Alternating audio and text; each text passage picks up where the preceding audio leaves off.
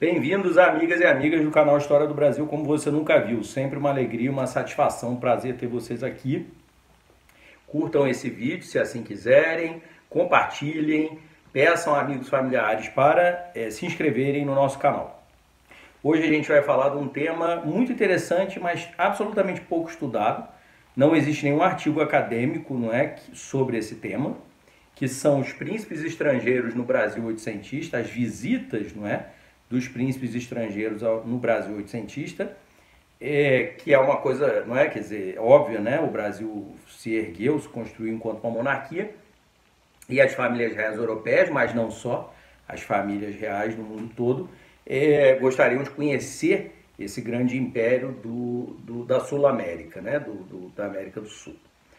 E, bom, como eu disse, é um tema que não conheço artigo acadêmico, penso que inexista, não é?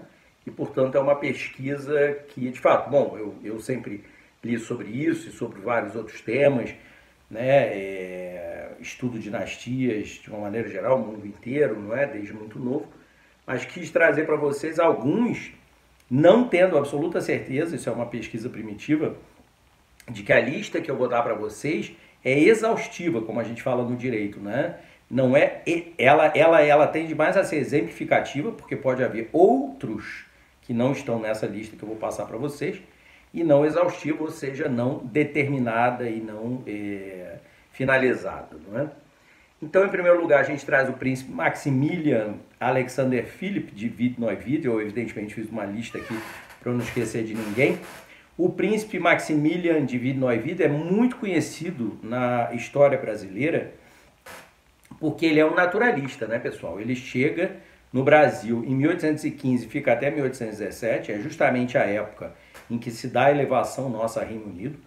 Ele não é príncipe hereditário, ou seja, ele não é herdeiro do Principado de Witt, ele é um filho mais para o fim, né, mais para caçula, e portanto ele pôde se dar a esse luxo. Ele era militar, né, serviu no Exército Real da Prússia, nessa época aqui na viagem ao Brasil, como já devia ser capitão. Depois ele vai chegar a general, né? Ele, então, é muito conhecido aqui na nossa história. Ele quis viajar enquanto um barão de Braunsberg, um título assim, mas, na verdade, na história do Brasil, na história das ciências do Brasil, na história dos viajantes estrangeiros ao Brasil, o príncipe Maximilian de Witt-Neuwied é muito conhecido, muito conhecido. Ele tem um papel fundante entre esses viajantes estrangeiros que vêm conhecer o império que nascia, né, como Reino Unido, e depois vai ser de fato o Império do Brasil. Ele fica quase 2 anos aqui, ele leva um indígena com ele, né, um costume que havia muito, não é, século XVIII, século XIX, e que vai servi-lo, né, digamos assim, até o fim da vida lá nesse império que ainda não havia como Império Alemão, que era o Sacro Império, que depois vão continuar existindo os estados germânicos, né? A casa dele, por exemplo, foi mediatizada, como tantas, né? E fica na órbita tanto do caso de Nassau quanto do Reino da Prússia. Bom, em 1818, 1817, 1818, você tem um casamento, evidentemente, de Dona Leopoldina, não é? A gente vai falar disso aqui agora, mas antes disso você já tem uma embaixada, não é? Com a restauração borbônica na França. Então você tem uma embaixada francesa para a corte de Dom João VI, não é? Então esse grande primeiro embaixador, entre aspas, né? Não estava usando esse título, mas de algum modo é chamado assim, ambassadeur auprès du roi, né? Dom João VI, embaixador junto ao rei, era o príncipe Charles-Emmanuel Sigismond de Montmorency-Luxembourg, como se fala em francês, ou de Montmorency-Luxemburgo, uma dinastia muito antiga, que de fato era descendente desses antigos soberanos de Luxemburgo medievais, que tiveram inclusive eleitos sacro imperadores romanos germânicos. Esse príncipe era duque de Luxemburgo, duque de Châtillon e várias outras possessões. Ele de fato esteve, portanto, no Rio de Janeiro como embaixador do rei Luís XVIII, não é? Restaurado, como eu disse, a monarquia borbônica. Bom, em 1817 é evidente, a comitiva da arquiduquesa e princesa real já do Reino Unido, de Portugal, Brasil, Algarves, traz nobres, né, com a arquiduquesa e princesa, ela mesma chega, não é? Claro, em novembro de 1817, mas uma das suas damas de companhia mais importantes era, sem sombra de dúvidas, a condessa, pelo casamento, condessa Karl de Kühnburg. Mas de nascimento, essa condessa Karl de Kühnburg era a condessa Maria Ana de Kufstein, que também é uma casa mediatizada. Portanto, se tratava de uma condessa principesca, e essa condessa principesca da comitiva da futura imperatriz Dona Maria Leopoldina esteve junto, não é? E tem um papel importante, é citada bastante pelo Oberacker, né, que é o biógrafo de Dona Leopoldina, e enfim, não permanecerá aqui tanto tempo, mas é alguém que deve ser citado como, né, na lista, né, dos príncipes que visitam o Brasil no 800. Depois a gente tem uma visita curiosíssima, não é? De que não se conseguem registros bons, grandes, formais, não é? Numa pesquisa Primeva que a gente faz, por exemplo, na Hemeroteca Digital, da Biblioteca Nacional. É uma visita que aconteceu, né? Do rei Kamehameha II e da sua rainha e irmã, não é? Porque eles eram irmãos, né? Rainha Kama-Malu, né? Tinha um nome imenso, ele também tinha um nome imenso, em havaiano, naturalmente, mas é muito curioso isso. Eles passam pelo Brasil, indo para o Reino Unido, onde iriam se apresentar ao rei. Na verdade, é uma viagem malograda, porque eles vão, em julho de 1824, morrer, ambos de influenza, não é? Então eles vão chegar a desembarcar lá, mas vão se contaminar e vão morrer. E os restos mortais serão levados de volta para o Havaí. O rei fazia essa viagem diplomática, uma embaixada com ele mesmo, né, chefe de Estado, para agradecer ao rei britânico por uma escuna enviada com muitos canhões, etc., e, evidentemente, tornar as relações diplomáticas do Estado havaiano, que era um Estado muito novo. Ele era filho do fundador desse Estado, que a gente pode considerar Estado Nacional, que é o Kamehameha I, chamado Kamehameha the Great, né? Kamehameha o Grande. E ele é muito curioso, ele passa pelo Brasil logo no pós-independência, não é? Então isso é fim de 23, início de 24. Ele é recebido por Dom Pedro I e Dona Leopoldina, o casal imperial, e esse casal real havaiano fica muito à vontade com o casal imperial brasileiro, que os trata com muita dignidade, com muito acolhimento. Dão ao Dom Pedro e Dona Leopoldina um manto da rainha, que a rainha levava, um manto cerimonial muito bonito para eles, que fica no Museu Nacional, não é? E infelizmente vem a pegar fogo em 2018, na tragédia do Museu Nacional. Mas o que é curioso é que essa passagem, essa visita, não é? Que acaba sendo a visita do primeiro chefe de Estado ao Brasil independente, é muito curioso, porque não há, por exemplo, volto a dizer, um artigo acadêmico sobre isso, não é?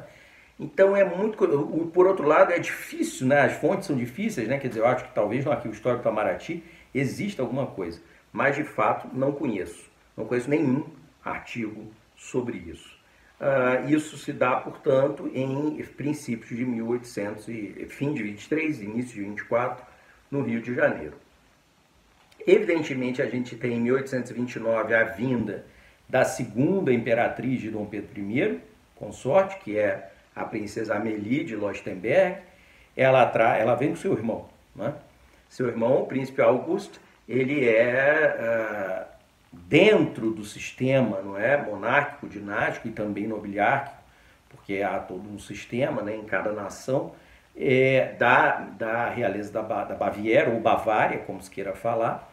Ele herdou o título do pai, ele era primogênito, e o príncipe Eugênio tendo morrido, ele então era agora o príncipe titular de Eichstätt, mas o título mais importante era duque titular de Leuchtenberg, na Baviera. Que a casa anterior, a casa de Leuchtenberg, era uma casa extinta, por isso o rei da Baviera pôde dar esse título, não é, transformando em ducado, era um landgraviato antigo, para o genro dele, né, que era filho adotivo de Napoleão Bonaparte, imperador dos franceses. enteado e filho adotivo, que é o príncipe Eugênio, pai de Dona Amélia do Brasil, a nossa imperatriz. Então, o irmão de Dona Amélia do Brasil, o príncipe Augusto, ou Augusto, não é? Também Dom Pedro vai querer que ele seja o marido da filha, né, da Dona Maria II, e isso vai ocorrer depois. Portanto, ele é alguém de realeza, não só de nobreza, porque de fato a Dona Amélia era nascida somente como nobre, não é? Não princesa de forma alguma, mas há uma elevação da família a um status principesco pelo rei da Baviera, porque isso é um reconhecimento também da condição principesca que eles tinham quando faziam parte do Império Napoleônico, não é? Então é uma espécie de gratidão também, não é? Demonstração de gratidão do rei, do primeiro que assume o título de rei da Baviera, ou do rei, do primeiro que assume o título de rei da Baviera ou Bavária, para com a sua filha, o seu genro e os seus netos. Então, Dona Amélia era uma princesa e Alteza Sereníssima, né? Princesa de Leuchtenberg, o irmão dela era o chefe da casa. Isso então é 29, não é? Ele fica, conhece o Rio de Janeiro, conhece um pouco o Brasil, e depois, como eu disse, é um caso que a gente já citou aqui, né, na biografia de Dona Maria II, ele vai ser o príncipe consorte de Portugal, num casamento que vai durar um mês, né? Trágica, né? A morte do príncipe tão jovem, né? Chamado de Dom Augusto em Portugal, e no Brasil também, naturalmente. Em dezembro de 1836, a gente tem a visita, no âmbito da circunnavegação, de um príncipe neerlandês, o príncipe Hendrik dos Países Baixos, príncipe de Orange-Nassau, portanto. E é muito curioso, o príncipe Hendrik, ele é muito jovem, né? Ele era um rapaz de 17, 18 anos de idade, Dom Pedro II muito novo também, não é? Um menino de 11 anos de idade. Então ficam ambos muito tímidos, isso é relatado pelo Heitor Lira, é seguido pelo Roderick Barman também. Eles ficam muito tímidos ambos e a sociabilidade ali não funciona tão bem assim. O príncipe Hendrik está no âmbito dessa circunnavegação e vai visitar as Índias neerlandesas, né? Lá no Índico e no Pari. Bom, tinham possessões na África ainda também, né? Os neerlandeses. Então o príncipe Hendrik dos Países Baixos, ou Holanda, como a gente conhece mais por esse nome, não é? Ele é um personagem interessante na política deles, porque ele vai ser governador do Luxemburgo, que depois vai ficar independente no final do século XIX, ele vai governar até morrer. Ele vai ser o lugar-tenente, né? Lieutenant General do rei, não é? Do pai, e vai, como eu disse, vai governar, vai ter 2 esposas, né? Vai enviuvar. E, bom, tem uma importância grande na história naval neerlandesa. Inclusive, o barco, não é? Que eu não me lembro se é fragata, enfim, que ele comandava, tinha o nome O Navegador, em homenagem ao Dom Henrique de Portugal, não é? O Dom Henrique o Navegador. Muito curioso isso, de quem ele teria esse nome, né? Ele não era descendente de Dom Henrique, naturalmente, Dom Henrique não tem descendência. Mas é curioso isso, quer dizer, ele tinha esse nome Hendrik, Henrique, né? E o infante Dom Henrique dava, ele mesmo, né? Fez parte dessa homenagem ao navegador da ínclita geração, isso muitos séculos antes da existência dele.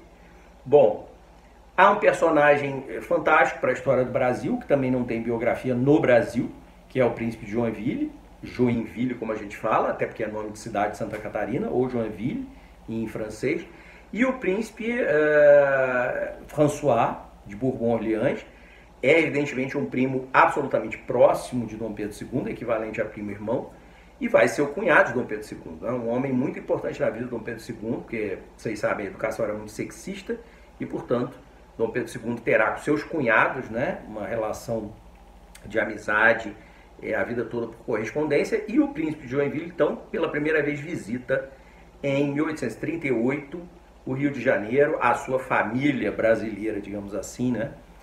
Conhece Dom Pedro II, Dona Januária e Dona Francisca, e já então as pessoas faziam tudo para forçar Dona Francisca, que era uma adolescente muito novinha, para que ela ficasse próxima do príncipe François.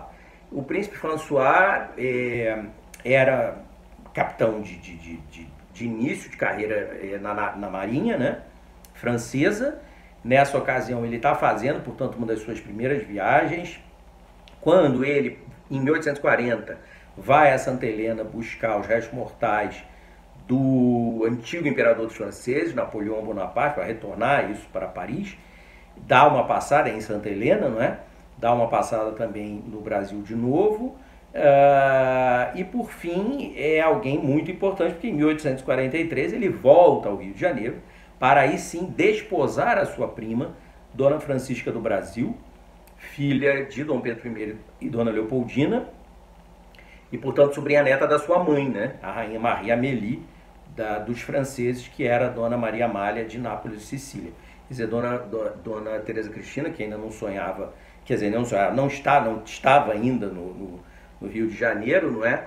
Também a mesma coisa, será sobrinha da Rainha Maria Amélie, a mãe do príncipe de Joinville. O príncipe de Joinville é alguém que visitou, portanto, Minas Gerais, São Paulo, é alguém que, se eu não me engano, né, eu tenho o diário da visita dele justamente traduzido, tem um trabalho antigo do professor Lacombe, tem tudo isso, mas eu não estou com nada disso aqui à mão.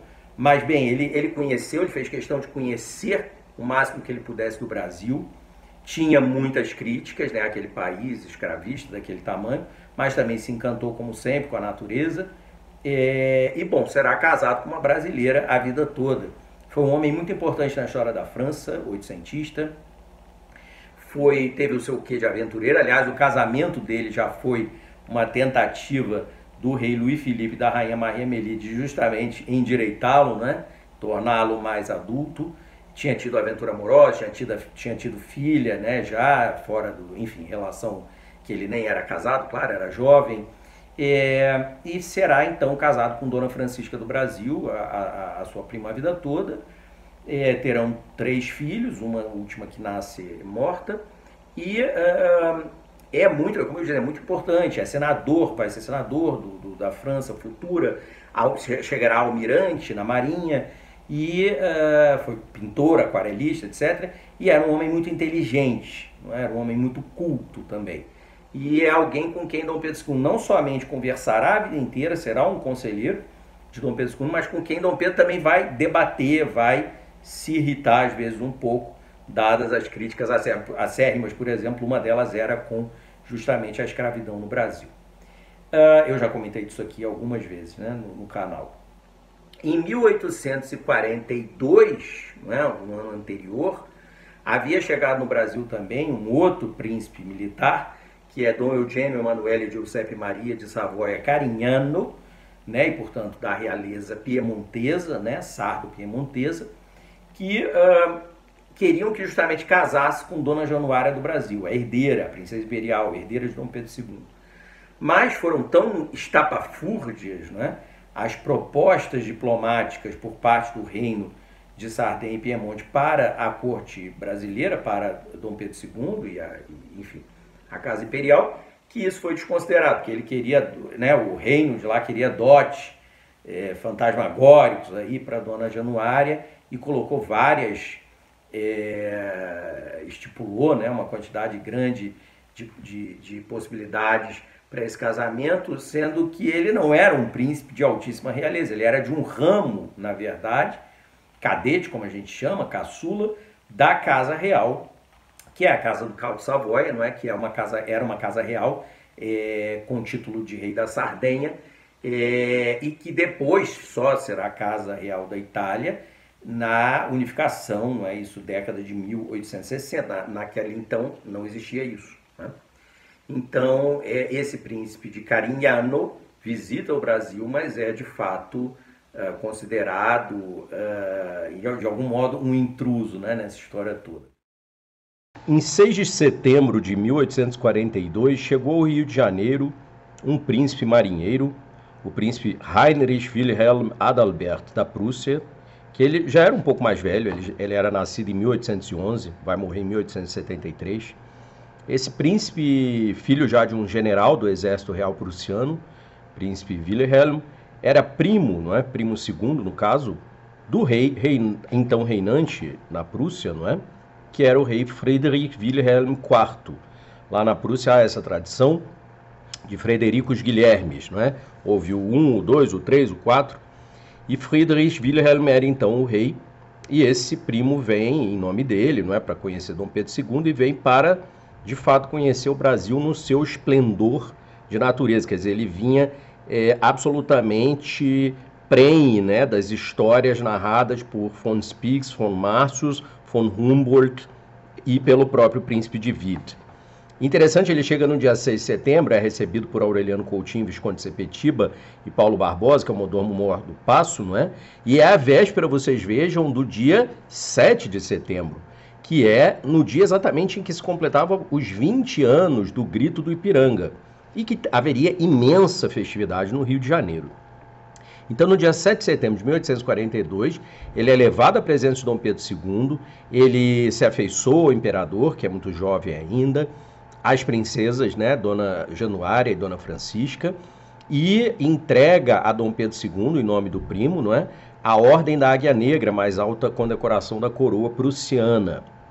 Bom, ele assiste a essas solenidades, não é, dos 20 anos da independência do Brasil e fica fascinado. Ele diz que tudo era verde e amarelo, né, no povo mais simples, nas pessoas, né, digamos, de classe média, em todos os caminhos, tudo era de fato colocado em verde e amarelo, tudo reluzia esse verde e amarelo. Bom, ele vai ficar dali em diante, setembro, outubro, novembro, dezembro, viajando, não é, gente? Quer dizer, ele vai conhecer muito do Brasil. E aí, a primeira excursão dele se dá na própria província fluminense. Ele vai fazer o caminho que também o príncipe de Wied já tinha feito, de toda a costa fluminense, não é? Então ele vai visitar tudo quanto é, tanto o interior, quanto as praias, né, Barra de São João. Ele vai visitar toda a região dos lagos. Na cidade de São Pedro da Aldeia, que era uma aldeia jesuítica, né, do tempo da colônia, e que é a minha terra materna, a terra da minha mãe, é lá que pela primeira vez ele vai experimentar a nossa famosa caipirinha, que ele chama de um ponche de água, açúcar, aguardente com limão, não é? Não tinha ainda esse nome, então ele não aprendeu com esse nome. Bom, ele vai cruzar com uma quantidade imensa de povos indígenas. O livro, não é, que o Senado Federal possui, que é a tradução do seu livro publicado lá em 1857 na Alemanha, que é o Reise seiner Königlichen Hoheit des Prinzen Adalbert von Preußen nach Brasilien, blá, blá, blá, blá. Quer dizer, esse livro de viagem dele aqui no Brasil, o Amazonas Xingu é uma tradução, né, livre lá da editora do Senado, que valeria muito a pena ser toda refeita hoje em dia, de fato ganhar notas de rodapé. Existem pequenos senões, né, na tradução em relação a não só a títulos, mas a nomes. Teria que também passar por todo uma revisão historiográfica que dissesse respeito aos povos indígenas que ele cita uma infinidade. Só para vocês terem uma ideia, no Pará, ele conheceu vários, ele falou de vários, teve contato, experimentou o tacacá, o tucupi, quer dizer, ele conheceu tudo do Brasil, né? Em relação à família imperial brasileira, ele se afeiçoou, né?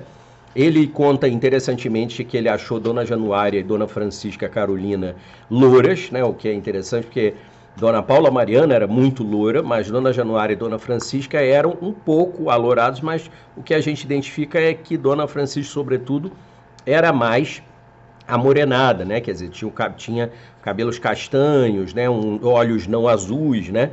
E Dona Januária já podia talvez ser um pouco mais alourada, a gente não identifica tanto pelas imagens, mas certamente a loura, muito loura, era a Dona Paula Mariana que morreu, e essa ele não conheceu.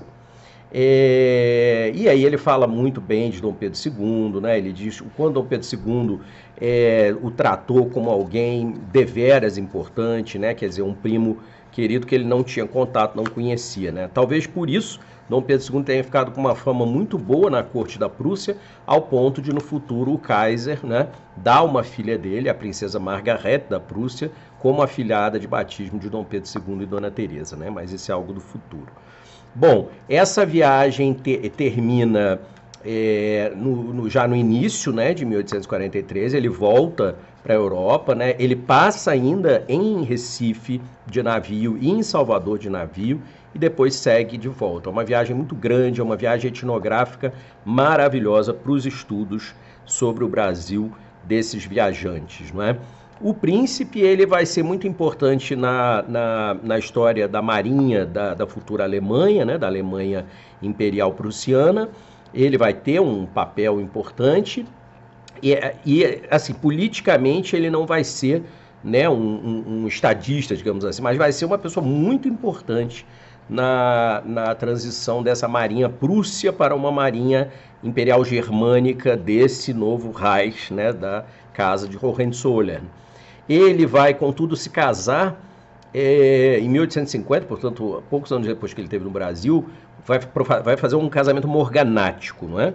Com Theresia Elsler, que era uma bailarina muito famosa de Viena, não é? Ela era uma dançarina, uma bailarina muito famosa. Ela e a irmã ganharam dinheiro, ficaram relativamente bem de vida. O pai delas duas, não é? Era o copista do Joseph Haydn, né? Então elas tiveram uma vida boa, não é? E ele acaba se casando com ela. O rei da Prússia a nomeia baronesa de Barmin e é um casamento morganático, naturalmente. Eles têm um filho único, Adalbert, barão de Barmin, que vai morrer cedo, não é? Vai para o exército real prussiano, mas vai morrer cedo. Então, a história do príncipe Adalbert da Prússia é muito interessante. O livro que ele deixou deve ser muito conhecido e, como eu disse, também uma nova edição deve ser preparada tão logo isso seja possível. 1843, a gente sabe, é a chegada da imperatriz do Brasil, casada já em Nápoles, portanto ela já era imperatriz, com o seu irmão, assim como tinha ocorrido com Dona Amélia, né? Então ela chega com o príncipe Dom Luís de Carlo, das Duas Sicílias, conde de Áquila, né? Era tido o título que a realeza napolitana deu para esse seu filho, foi conde de Áquila, que depois vai ser um governador da Sicília, mas que em tese foi péssimo governador da Sicília, também almirante da esquadra, né, napolitana, essa coisa toda. O Dom Luís de Carlo, Maria Giuseppe e mais 20 nomes, né, como a irmã dele, Dona Teresa Cristina, vai se casar aí sim com Dona Januária do Brasil, não é? A irmã e herdeira de Dom Pedro II. E ele, pelo contrato matrimonial e todos os arranjos, se torna príncipe imperial consorte do Brasil. Eu acho que eu também já falei disso aqui em algum momento. E aí eles, na verdade, vão ter entrevero, Dom Pedro II e o cunhado, Dom Luís de Carlo, ele vai estranhar, ele não vai gostar, ele vai achar que o Dom Luís de Carlo quer ser o importante, quer se passar por herdeiro, até porque virou herdeiro consorte. E aí eles vão brigar, né? E Dona Januária vai ser obrigada a sair do Brasil, meio brigada, não é? Quer dizer, brigada, ela não, mas enfim, coitada, padecendo dessa confusão entre os dois pós-adolescentes, digamos assim. Dom Pedro II ainda era adolescente nessa época, né? Bom, então eles vão ter uma vida pelas Duas Sicílias, né? Reino de Duas Sicílias, e depois o exílio, o fim dessa monarquia, enfim, Itália, França, vão viver exilados depois na França muitos anos. Dona Januária só vem a morrer em 1901, né? Inclusive, ela só não é a última filha de Dom Pedro I a morrer, porque depois dela ainda morreu Pedro de Alcântara, brasileiro de CC, que era um outro filho de Dom Pedro I, né? Em 1843, a gente já falou, nesse mesmo ano de 43 até 47, portanto durante 4 anos, vai ser embaixador do Império Austríaco junto a Dom Pedro II, no Rio de Janeiro, o conde principesco Johann Bernhard Oesterk de Resperth-Röthenlöwen. Esses nomes assim são das casas dinásticas germânicas, ninguém precisa decorar isso, claro, mas o que é interessante é que esse personagem, esse conde principesco de Resperth, que é uma casa que existe até hoje, claro, ele é muito importante na história da Áustria, né? Ele é um diplomata, um político muito importante, evidentemente filhote da política do chanceler, do príncipe de Metternich, e ele vai chegar a ser ministro de Estado das Relações Exteriores e primeiro-ministro do imperador Franz Joseph, né? De 1859 a 61. Portanto, vejam que esse embaixador que esteve no Brasil esse tempo, conviveu com Dom Pedro II e com a família imperial, vai chegar a ser primeiro-ministro da Áustria, né? Então, é conhecido na história e na historiografia deles como Graf Reichsberg, né? Conde Reichsberg, mas conde principesco, né? Não é conde comum, né? É conde principesco. Então tem uma história interessante politicamente falando. Bom, outro muito famoso, aí já é 1854, é evidentemente o arquiduque Ferdinand Maximilian Maria da Áustria, que era primo irmão de Dom Pedro II, primo irmão de todos eles, sobrinho de Dona Leopoldina do Brasil. Ele é muito famoso na história universal porque ele é o Maximiliano I, imperador do México, daquela monarquia malograda que a gente conhece, trágica, não é? Para a história dos Habsburg, mas também para a história universal, né? Porque essas tragédias são universais. E aí, era um sonhador, né? Era um príncipe, né? Enfim, impregnado em muita medida do romantismo do 800 e que vai se embrenhar aí por essa aventura. Ele, vocês sabem, era noivo de Dona Maria Amélia do Brasil, a irmã, meia-irmã, né, paterna, de Dom Pedro II.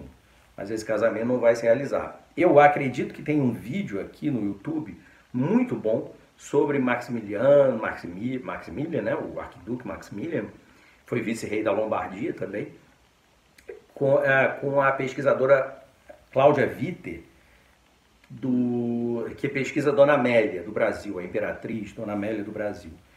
Acho que vai publicar uma biografia, né?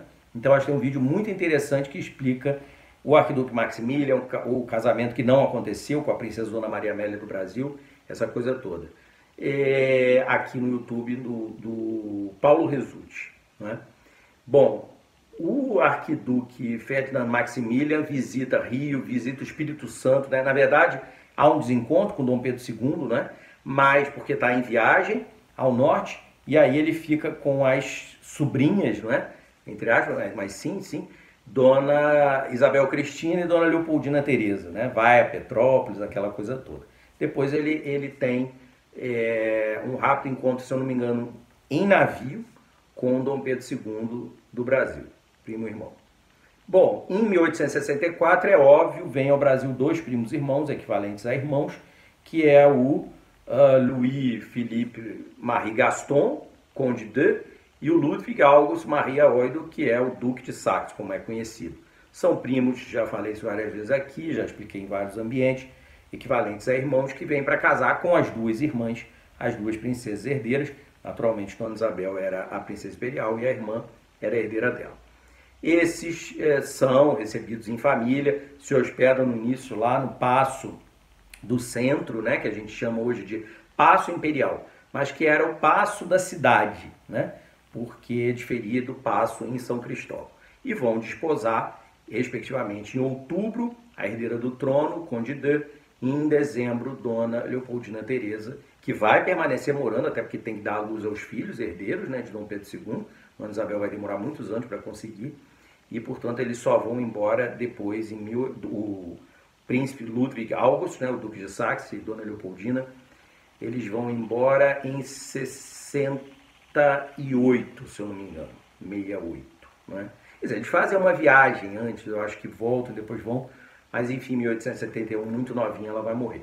O que também a gente já contou aqui no canal, inclusive numa aula especial, Fátima Argun e eu. Em julho de 1867, o príncipe Alfred, da Grã-Bretanha e Irlanda, duque de Edimburgo, né, filho da rainha Victoria, ele visita o Brasil também nesse mesmo aspecto de viagem de circunnavegação. Também da Royal Navy, né, também da Marinha. Ele é muito interessante, ele vai ser o primeiro membro da realeza britânica a pisar na Austrália, por causa disso vão ter festas retumbantes para recebê-lo, e ele vai ser muito curioso, ele vai herdar o trono ducal de Saxe-Coburgo-Gotha, ele é filho do príncipe Albert, né, de Saxe-Coburgo-Gotha, e vai ser o titular dessa monarquia do Império Germânico, do Império Alemão, do segundo, né, como a gente fala, antigo, claro, proveniente do Sacro Império Romano Germânico, porque o tio não vai ter sucessão masculina. Então é curioso que esse príncipe, que era titulado Duque de Edimburgo pela mãe, e tinha outros títulos, claro, que a mãe deu, ele vai se tornar duque reinante, duque soberano de Saxe-Coburgo-Gotha. Tá? Isso, portanto, foi em julho de 67, ele chegou até a receber súditos britânicos, mas foi uma passagem relâmpago pelo Rio de Janeiro. Em 1883, em agosto de 83, vem um outro príncipe, também desses navegadores, o príncipe Heinrich da Prússia, Henrique, né, Heinrich, que esse sim vai ser recebido com mais retumbância. A Prússia aí já é uma potência muito considerável, né, no Concerto das Nações, e, portanto, virá em 1883 e terá um baile em homenagem a ele no próprio Paço Isabel de Laranjeiras. Muito curioso, porque a gente sabe que a corte era austera, Dom Pedro II, São Cristóvão não era local de baile, então Dona Isabel dará esse baile em homenagem ao primo Heinrich da Prússia. Bom, em 85, em junho, chega também um príncipe de Hohenlohe-Öhringen, que é um principado pequeno dessa constelação germânica, Friedrich Karl. Ele era sobrinho neto de um antigo primeiro-ministro da Prússia, que foi importante, príncipe Adolf de Hohenlohe, e que esse príncipe de Hohenlohe tinha antecedido Otto de Bismarck na chefia ministerial da Prússia. Esse príncipe Friedrich Karl vai conhecer, acho que vai chegar aí ao sul, interessado lá nos colonos germânicos. Mas que eu me lembre também, é uma passagem relativamente incógnita. No Natal de 1886, a gente tem a visita do grão-príncipe Alexander Mikhailovich da Rússia. Esse sim é recebido de uma maneira mais oficial, é recebido por Dom Pedro II. Grão-príncipe, aí vou comentar, quer dizer, o título, tradução direta do russo, né, em geral é usado grão-duque, né, então vocês vão ver muito mais grão-duque Alexander ou Alexandre, porque as pessoas traduzem, né, não eu, mas o título verdadeiramente é grão-príncipe, né. Alexander Mikhailovich, ele vai ter uma passagem muito mais conhecida, né, na corte imperial. Agora eu estou me falando aqui, me lembrei de uma coisa, o livro que todos devem ter, quem tiver interesse nas sociabilidades aristocráticas do Brasil imperial, o livro Salões e Damas do Segundo Reinado, do Vanderlei Pinho, que é o neto, né, do Barão de Cotegipe, ele traz uma descrição, breve, mas traz uma descrição dessa visita do príncipe Heinrich da Prússia, anterior de quem eu falava, como Henrique, não é? Em agosto de 83. Fala da simplicidade do traje de Dona Teresa Cristina, mas da riqueza elegante da toilette de Dona Isabel, etc, etc. Então é muito curioso. Esse livro é um livro fantástico, fenomenal para quem quer conhecer melhor a sociabilidade da aristocracia imperial brasileira da segunda metade do 19. Bom, por fim, em maio de 1888, não é? E vários meses de 1888, quem visita o Brasil e expediciona é a princesa Therese Charlotte Marianne Augusta da Baviera. Essa princesa Therese é muito conhecida, claro, em ambientes científicos, não é? Na Baviera e até na Alemanha, porque ela foi zoóloga, botânica, enfim, uma cientista. Ela foi a primeira mulher admitida na Academia de Ciências da Baviera, ou Bavária. A princesa Therese escreveu o seu livro da viagem ao Brasil. Ela foi para o Amazonas, né? Ela foi no Rio Purus, ela foi conhecer os índios, não é? Ela fez uma viagem extensa no território do Império do Brasil, foi a São Paulo também. E a princesa Therese, quando ela chega, é muito curioso essa relação, ela trata com muita formalidade a família imperial brasileira, porque na cabeça deles, claro, é muito superior, né? E ela, então, eu me lembro que ela escreve para Dona Isabel com toda aquela formalidade protocolar, né? Vossa Alteza Imperial isso, Vossa Alteza Imperial é aquilo. E como Dona Isabel era muito acolhedora, né? Conhece essa prima que chega, acolhe, Dona Isabel mesma, ela patrocinou expedição científica, ela é uma das fundadoras do Museu Botânico de Manaus, né? Que depois do Amazonas, que não continuará depois da República, e a princesa Therese se torna amiga de Dona Isabel do Brasil. A tal ponto que no dia 28 de setembro de 1888, quando Dona Isabel recebe a Rosa de Ouro do Papa, a princesa Therese, que viajava com um título também de condessa alguma coisa, queria ficar incógnita, Dona Isabel faz questão que ela vá a essa cerimônia na Capela Imperial, antiga catedral. Nossa Senhora do Carmo da Antiga Sé. Então a princesa Thérèse está nessa cerimônia e ocupa, né, um lugar de honra lá na frente, próximo da família imperial, que são seus primos, né? E é tão curioso que a princesa Thérèse da Baviera, o seu nome era Thérèse mesmo, não era Teresia, não era isso, era Thérèse, ela assinava e era o nome em francês. E a princesa Thérèse é muito curioso porque ela quer aprender a língua portuguesa e aprende a língua portuguesa. Ela era muito inteligente, né, muito vivaz, e ela vai se corresponder com a prima alemão, francês, mas depois ela se corresponde com Dona Isabel em português. E ela assina inclusive Teresa, não é? Em português. É muito curioso, ela passa de fato a gostar muito do Brasil e da língua portuguesa, a princesa Thérèse. Eu fui secretário de Dona Maria da Baviera, não é? Que era sobrinha neta dela, e que quando nasceu ela ainda vivia. Aliás, a princesa Thérèse só morre em 1925. E Dona Maria, portanto, conheceu essa tia-avó, não é? Que vivia em Lindau, mas que eu me lembro não tinha grande memória. Conheceu, sabia muito, até porque quando houve o casamento, né, com Dom Pedro Henrique, isso lá na Alemanha, e aí já tinha a ascensão do nazismo, etc., a princesa Thérèse ainda era um nome, né, dessa conexão imensa com Dona Isabel do Brasil, a avó de Dom Pedro Henrique. Então, Dona Maria tinha em casa livros, né, inclusive esse livro, né, Meine Reise, né, que é o livro da viagem da princesa Thérèse, e tinha nos álbuns de família, tinha fotos da princesa Thérèse. Então eu vi isso muito com a própria Dona Maria, quando eu era lá, secretário, eu era adolescente, isso. Então é uma personagem muito interessante, também muito pouco conhecida. Aliás, volto a dizer, não existem artigos acadêmicos aí dando conta de nada disso que a gente está contando para vocês. Bom, o vídeo está muito grande já, pessoal. Só quero fazer porque encerramos aqui, eu só quero fazer uma espécie de pós-scriptum, né? Príncipes asiáticos e príncipes africanos no Brasil oitocentista. Não existiram? Não, não é que não existiram. Por exemplo, a gente tem a história fantástica da Casa das Minas, em São Luís, né?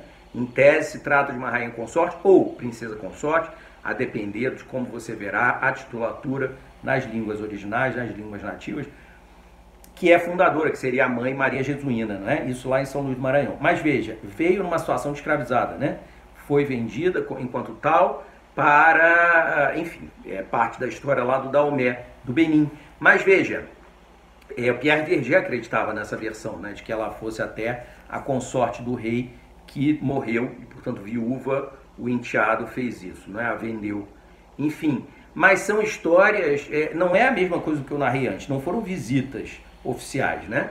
São histórias, inclusive, trágicas, não é? Quer dizer, africanos que eram de realeza e não só de nobreza, escravizados e chegaram no Brasil.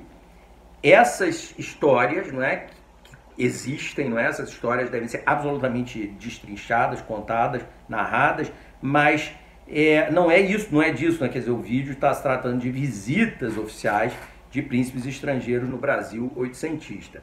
Asiáticos a mesma coisa, pode ser que tenha havido um príncipe árabe, não é?